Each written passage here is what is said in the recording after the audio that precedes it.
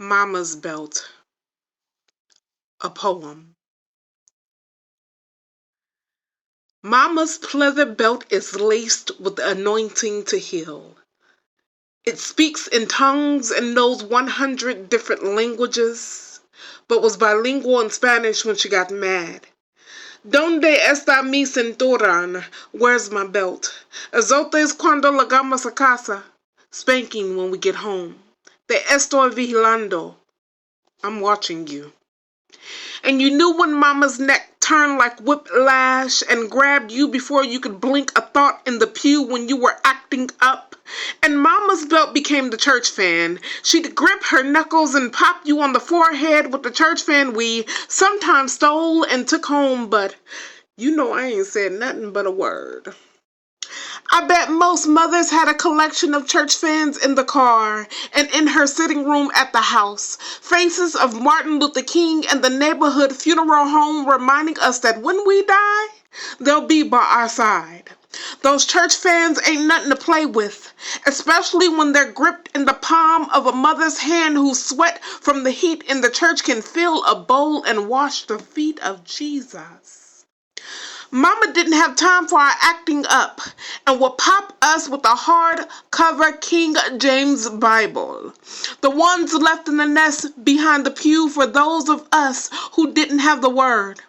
But the belt, it was invisible to the naked eye, and if you blinked twice, it'd magically appear in Mama's hand as a threat.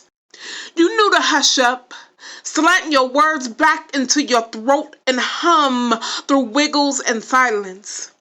The belt was our American flag. We saw stars when it was raised. We froze in honor of our mama's hand clap, recited in unison our anthem of understanding. Her bucked eyes made us stand up, bite the tip of our tongues until we bit the tip off, pushing our tongues to the back of our throat as we swallowed the ball of spit resting in our cheeks like a flood. Mama's belt was about that life. It stood like thick skin and caught the bare thump of our heartbeats by just looking at it. And you know the belts back then were made different. Handed down from our ancestors who primed it with bare hands and lashed it upon an island of generations so that the great-grands and present-day mamas could secure the heirloom of pristine silence. As kids, we knew how to hush up, clean our rooms, wash the dishes, take out the trash, and turn the TV off when Mama said it the first time. And even though our attitudes were salty as our tears, Mama wanted no harm. She couldn't bear to see us pout, twisted lips humming precious Lord. Lead me home to that good time religion.